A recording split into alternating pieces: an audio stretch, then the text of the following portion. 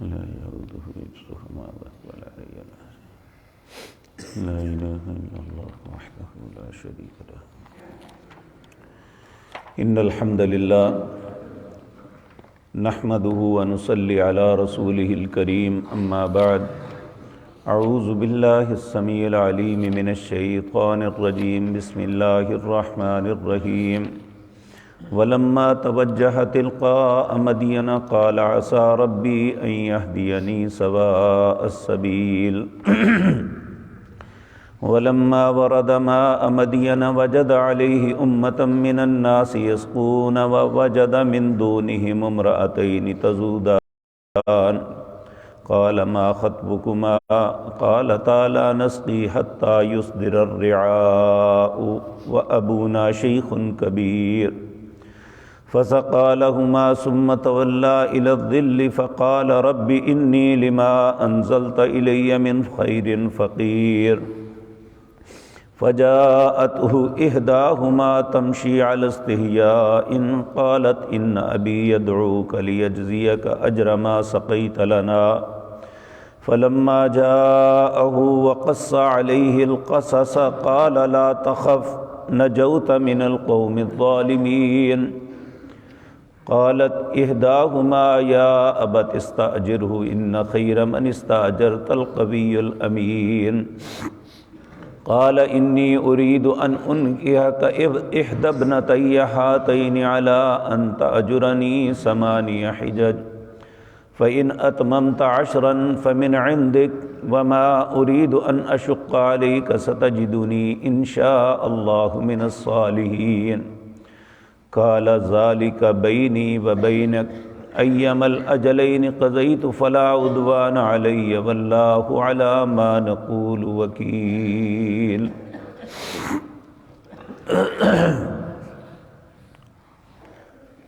حضرات محترم،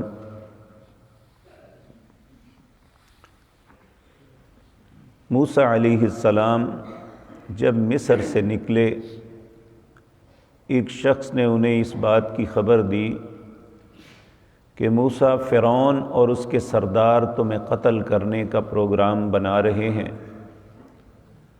تو موسیٰ علیہ السلام نے اللہ سے دعا کی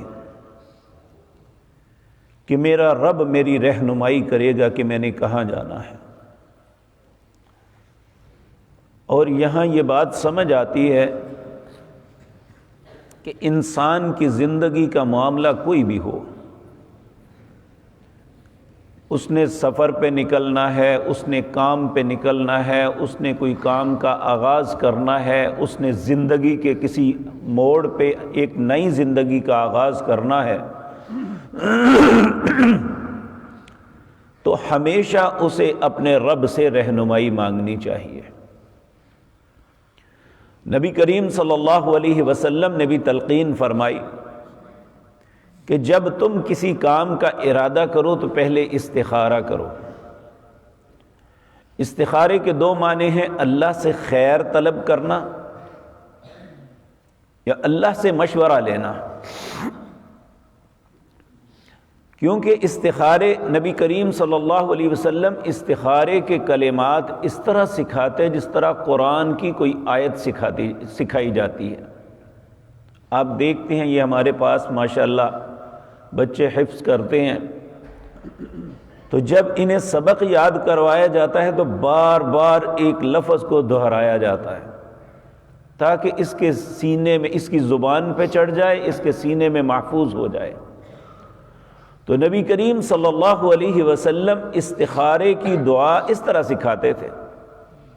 اور اس کے پہلے کلمات ہی دیکھیں کتنے خوبصورت ہے. اللہم انی استخیرک، اے اللہ میں تجھ سے خیر طلب کرتا ہوں، بعلمک تیرے علم کے ساتھ، وقدرتک اور تیری قدرت کے ساتھ، فإنک تقدر ولا اقدر، اے اللہ تو قدرت رکھتا ہے میں نہیں رکھتا،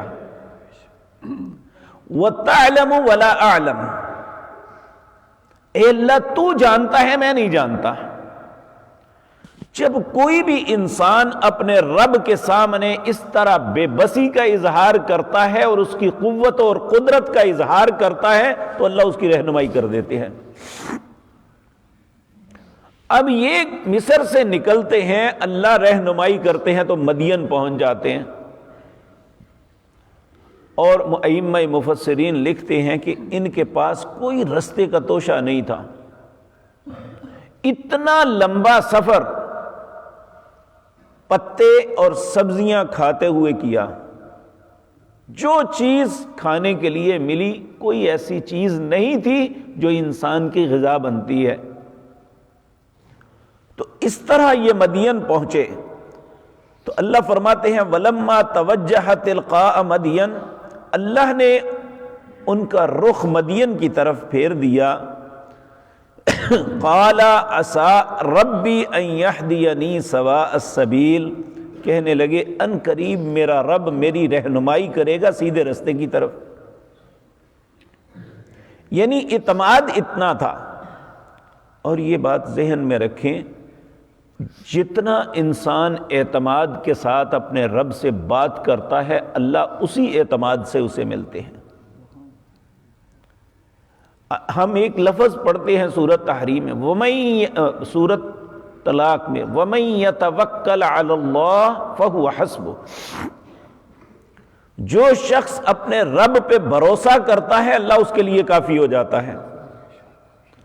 اور یہاں یہ بات ہمیں سمجھائی جا رہی ہے کہ موسیٰ علیہ السلام کبھی مصر سے نکلے ہی نہیں تھے، اور منزل کا پتہ بھی نہیں جانا کہاں ہے،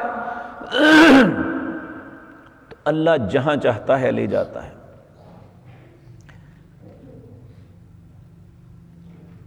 ہم جمعے کے دن ایک سورت پڑھتے ہیں سورۃ الاعلیٰ، اللہ کی توفیق سے نبی کریم کی سنت ہے اور ہم آپ کی سنت کے مطابق پہلی رکعت میں پڑھتے ہیں۔ اس کی پہلی آیات پڑھیں نا تو وہاں ایک مفسر نے بڑی خوبصورت بات لکھی ہوئی ہے، الذی قدر فہدی، اللہ نے صرف پیدا ہی نہیں کیا، اس نے اندازہ بھی کیا کہ اس نے کیا کیا کرنا ہے اور اس کی رہنمائی بھی کی، یہ صرف انسان کی نہیں۔ اب دیکھیں سردیوں کا موسم شروع ہو چکا، ہمارے ان ملکوں میں مہمان پرندے آتے ہیں سائبیریا سے، ہزاروں میل کا سفر طے کر کے یہاں پہنچتے ہیں، اور یہاں آ کے وہ انڈے دیتے ہیں اور ان سے بچے نکلتے ہیں، اور وہ یا مر جاتے ہیں یا شکار ہو جاتے ہیں۔ پروفیسر محمود فلقی جو قرآن اور سائنس کا مصنف ہے، اس نے لکھا ہے کہ ممکن ہی نہیں کہ جو سائبیریا سے پرندہ آیا ہے اس کا بچہ واپس اسی شہر نہ جائے جہاں سے اس کے ماں باپ آئے تھے۔ اب ان کی رہنمائی کون کرتا ہے؟ تو ایک انسان ہونے کے ناطے ہمیں اپنے رب پہ بھروسہ نہیں ہے، تو ہمیں یہ سبق ملتا ہے۔ موسیٰ علیہ السلام جب نکلے تو کہا میرا رب میری رہنمائی کرے گا اور مجھے سیدھے رستے پہ ڈالے گا۔ وَلَمَّا وَرَدَ مَاءَ مَدْيَنَ، جب آپ مدین کے پانی پہ پہنچے۔ آج تو ہمیں شہری زندگی میں اس بات کا احساس نہیں ہے نا، پہلے شہروں میں بھی یہی ہوتا تھا کہ خاص خاص جگہ پہ کنویں ہوتے تھے، لوگ اپنے گھروں کے استعمال کا پانی اس کنویں سے لے کے آتے تھے۔ اسی طرح شہر کے یا گاؤں کے کنارے پہ ایک کنواں ہوتا تھا جہاں لوگ اپنے جانوروں کو پانی پلاتے تھے، سیراب کیا کرتے تھے۔ اب تو جدید زمانہ ہے، ہر گھر میں موٹریں لگی ہوئی ہیں۔ تو جب وَلَمَّا وَرَدَ مَاءَ مَدْيَنَ، مدین کے کنویں پہ پہنچے، وَجَدَ عَلَيْهِ أُمَّةٌ مِّنَ النَّاسِ يَسْقُونَ، آپ نے دیکھا کہ ایک جماعت اپنے جانوروں کو پانی پلا رہی ہے، بہت سے لوگ جمع ہیں۔ وَوَجَدَ مِن دُونِهِمْ امْرَأَتَانِ تَذُودَانِ، دو لڑکیاں تھیں جو اپنے جانوروں کو پانی کی طرف آنے سے روک رہی تھی کہ ہمارے جانور دوسروں میں مکس نہ ہو جائیں۔ وَقَالَ مَا خَطْبُكُمَا، موسیٰ علیہ السلام نے ان دونوں سے پوچھا، یعنی ہم نبیوں کے دل میں انسانوں میں سب سے زیادہ ہمدردی ہوتی ہے کہ یہ دو بڑی باحیا عورتیں ہیں، اور یہ اپنے جانوروں کو روک رہی ہیں، سارے لوگ پلا رہے ہیں، پلا پلا کے جا رہے ہیں، یہ کیوں نہیں پلاتی؟ قال ما خطبکما، ان سے مخاطب ہو کے پوچھا، قالتا لا نسقی حتی یصدر الرعاء، تم کیوں نہیں اپنے جانوروں کو پانی پلاتی؟ تو کہنے لگی کہ ہم اس وقت نہیں جائیں گی یہاں تک کہ یہ اپنے جانوروں کو پلا کے لے جائیں، اور ساتھ اپنی مجبوری بتائی، وَأَبُونَا شَيْخٌ کبیر، ہمارا باپ بوڑھا ہے، یعنی وہ یہاں آ کے اس طرح کام نہیں کر سکتا، ہم عورتیں ہیں اور ہم جب یہ پلا کے چلے جائیں گے ان کے جانوروں کا بچا کچا پانی ہم پلا دیں گے۔ اور ائمہ مفسرین لکھتے ہیں کہ جب وہ اپنے جانوروں کو پانی پلا دیتے تو اتنے بے حس تھے کہ کنویں کے اوپر پتھر رکھ دیتے، جو کسی عام کے لیے ہٹانا ممکن نہیں تھا، یا اس کنویں سے پانی نکالنے کے لیے جو ڈول ڈالا جاتا تھا وہ اتنا وزنی تھا کہ کئی کئی لوگ اسے اکٹھا پکڑ کے کھینچتے تھے۔ تو موسیٰ علیہ السلام فسقى لهما ثم تولى الى الظل، موسیٰ علیہ السلام اکیلے ہی آگے ہوئے اور لوگوں کو پیچھے کر کے اکیلے ہی ڈول نکال دیا اور ان کے جانوروں کو پانی پلایا، اور پھر آ کے سائے میں بیٹھ گئے۔ بھوک اتنی تھی کہ پیٹ کمر کے ساتھ لگا ہوا ہے، اور وہاں پھر ذہن میں خیال آیا کہ اس شہر میں کوئی واقف نہیں اور میں ایک اجنبی شہر میں آیا ہوں تو یہاں کیا ہوگا۔ پھر اپنے رب سے التجا کرتے ہیں، رب انی لما انزلت الی من خیر فقیر۔ یہ اتنی خوبصورت دعا ہے موسیٰ علیہ السلام کی کہ اے اللہ جو بھی تو آسمانوں سے بھلائی اتارتا ہے اے اللہ میں اس کا بہترین فقیر ہوں کہ مجھے وہ تیری بھلائی چاہیے۔ اور جب بھی انسان یقین جانیے کہ انسان کسی چیز کے معاملے میں مایوس ہونا تو اللہ سے ان کلمات کے ساتھ التجا کرتا رہے۔ اگر ایک چیز میسر نہیں آ رہی، رب انی لما انزلت الی من خیر فقیر۔ آپ ایوب علیہ السلام کو دیکھیں، جب بیماری نے مایوس کر دیا تو کہا رب انی مسنی الضر وانت ارحم الراحمین، اللہ مجھے بڑی تکلیف ہے تو سب سے زیادہ رحم کرنے والا ہے۔ یعنی یہ چیزیں ہمیں بتاتی ہیں کہ انسان کو اپنی زندگی کی مشکلات سے کیسے نبٹنا ہے۔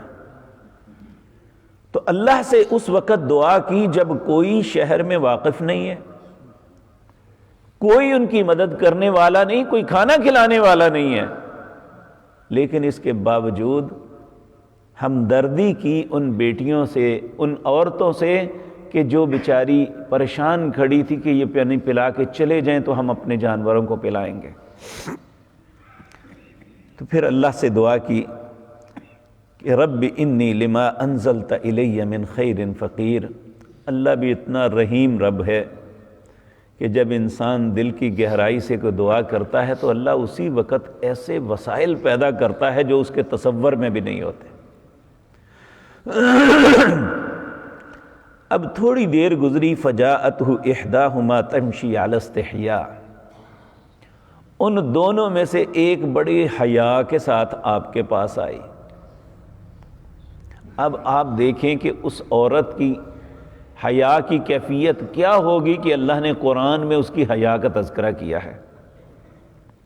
یہاں مسلمان بیٹیوں کے لیے ایک بہت بڑا سبق ہے کہ اللہ کو بے باکی خواتین کی نہیں پسند۔ اللہ نے کسی عورت کی بے باکی کا تذکرہ نہیں کیا کہ بڑی بے باک تھی۔ اللہ نے اگر خواتین کا تذکرہ کیا تو مریم کا کیا، وَمَرْيَمْ مَبْنَةَ عِمْرَانَ الَّتِي أَحْسَنَتْ فَرْجَهَا، مریم جو عمران کی بیٹی تھی بڑی پاکیزہ تھی، کیونکہ الزام لگا تھا ان پہ، تو اللہ نے گواہی دی یہ تو بڑی پاک ہے۔ اور یہاں بھی اس خاتون کی حیا کا تذکرہ کیا، فجاءته احداهما تمشی علی استحیاء، وہ بڑی حیا کے ساتھ آئی ان کے پاس، قالت ان ابی یدعوک، کہا میرا باپ تمہیں بلاتا ہے، لیجزیک اجر ما سقیت لنا، تو نے ہماری مدد کی، ہماری بکریوں کو پانی پلایا، تو میرا باپ تمہیں کچھ اجرت دینا چاہتا ہے۔ انہوں نے دعا اللہ سے کیا کی، رب انی لما انزلت الی من خیر فقیر، اللہ نے اسی وقت قبول کر کے کہا میرا باپ بلاتا ہے تمہیں اجرت دے گا۔ فلما جاءہ، موسیٰ علیہ السلام اس کے پیچھے پیچھے چل پڑے، اور جب اس کے باپ کے پاس پہنچے، وقص علیہ القصص، انہوں نے پوچھا کون ہو، کہاں سے آئے ہو، تو انہوں نے اپنی سارا واقعہ بیان کیا کہ میرے ساتھ کیا مصر میں ہوا اور میں اس طرح وہاں سے بھاگ کے آیا۔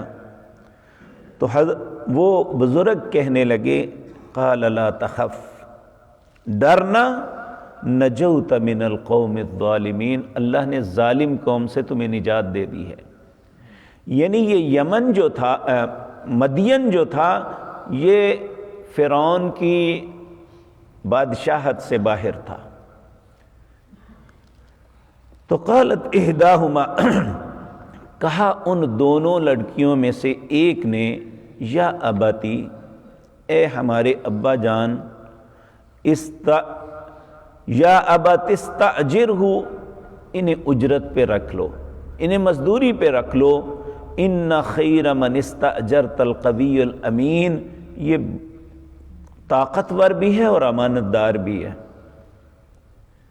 کیونکہ آپ نے پانی پلانے کے بعد ان خواتین میں کوئی دلچسپی نہیں لی تھی، تو انہیں اس بات کا احساس ہوا کہ یہ ایک خیر خواہ انسان ہے، یہ کوئی بری نظر والا نہیں ہے۔ سیدنا عبداللہ بن مسعود رضی اللہ تعالیٰ عنہ کہتے ہیں، دنیا میں ایک مرد اور دو عورتوں نے بڑی دنائی کا کام کیا۔ ایک سیدنا ابو بکر نے جو حضرت عمر کو خلیفہ بنایا، اس سے دنائی کی بات کوئی نہیں تھی دنیا میں۔ دوسرا کہا فرعون کی بیوی، جس نے اپنے خامد کو کہا تھا اسے قتل نہ کرو، یہ ہمارے فائدے کا سبب بنے گا۔ اور تیسرا یہ عورت دونوں میں سے ایک، جس نے اپنے بھائی کو کہا تھا کہ موسیٰ علیہ السلام کو اجرت پہ رکھ لو، یہ طاقتور بھی ہے اور امانت دار بھی ہے۔ قال انی ارید ان انکحک احدی ابنتی ہاتین، وہ بزرگ موسیٰ علیہ السلام سے کہنے لگے ان لڑکیوں کے باپ، کیونکہ بعض لوگ کہتے ہیں یہ شعیب علیہ السلام ہیں، اس کی دلیل کوئی نہیں ہے، کیونکہ شعیب علیہ السلام کا زمانہ یہ لوط علیہ السلام کے زمانے کے قریب تھا، اور یہ اس سے ہزاروں سال بعد کی بات ہے۔ ممکن ہے ان کا نام شعیب ہو اور کوئی اور شعیب ہو، لیکن بہرحال وہ شعیب نبی نہیں تھے۔ انہوں نے کہا میرا ارادہ یہ ہے کہ ان دونوں میں سے ایک بیٹی کی تجھ سے شادی کر دوں، لیکن اس کے لیے ایک شرط ہے، الا ان تأجرنی 8 حجج، 8 سال تک تمہیں خدمت کرنی ہوگی، ان بکریوں کو چرانا، ان کو پانی پلانا، اور عموماً یہ شاعر لوگ پڑھتے ہیں حضرت موسیٰ بکریاں چارے، تو یہ جو بکریاں چرائی تھی موسیٰ علیہ السلام نے ان بزرگوں کی چرائی تھی، کیونکہ ان کے بیٹا نہیں تھا، بیٹیاں تھیں۔ تو کہا اگر تم 8 سال یہ کام کرو تو میں ان دونوں بیٹیوں سے ایک تیرے ساتھ نکاح کر دوں گا، فَإِنْ أَتْمَمْتَ عَشْرًا فَمِنْ عِنْدِكَ، اگر 10 سال کرو تو وہ تیرے لیے اور اچھا ہے۔ وَمَا أُرِيدُ أَنْ أَشُقَّ عَلَيْكَ، میرا ارادہ کسی مشقت میں ڈالنے کا نہیں، سَتَجِدُنِي إِنْ شَاءَ اللَّهُ مِنَ الصَّالِحِينَ، ان قریب انشاءاللہ تو مجھے اچھے لوگوں میں پائیں گا کہ میں نے جو وعدہ کیا ہے وہ پورا کروں گا۔ کیونکہ یہاں یہ بات سمجھ آتی ہے کہ یہاں اچھا کہنے کا مقصد یہ تھا کہ اچھے لوگ وعدہ خلافی نہیں کرتے، کہ یہ نہ سمجھنا کہ 8 سال محنت کرنے کے بعد میں کہوں گا جی تم کون ہو، نہ تیرا آگا نہ پیچھا، کہا نہیں میں ایک نیک آدمی ہوں، تو مجھے نیک ہی پائے گا، جو وعدہ کیا ہے اسے پورا کروں گا۔ قال ذلک بینی و بینک، موسیٰ علیہ السلام نے کہا یہ میرے اور آپ کے درمیان معاہدہ پکا، میں آپ کی خدمت کروں گا، آپ کی بکریاں چراؤں گا، ایم الاجلین قضیت فلا عدوان علی، میں اس ساری مدت کو پورا کریں گے، واللہ علی ما نقول وکیل، ہم نے جو آپس میں عہد کیا ہے، بات کی ہے، ہمارے درمیان اگر کوئی وکیل ہے تو اللہ ہے، تو ہم اللہ کی وکالت میں، اللہ کی گواہی میں یہ عہد جو ہے کر رہے ہیں، اور یہ عہد آپ کو پورا کرنا ہے۔ اور پھر جب یہ مدت ختم ہوئی تو کیا انہوں نے عہد پورا کیا یا نہیں، اگلی آیات میں اس کا تذکرہ آتا ہے۔ اللہ نے زندگی اور توفیق دی تو انشاءاللہ آئندہ مجلس میں عرض کروں گا۔ اقول قولی ھذا واستغفر اللہ۔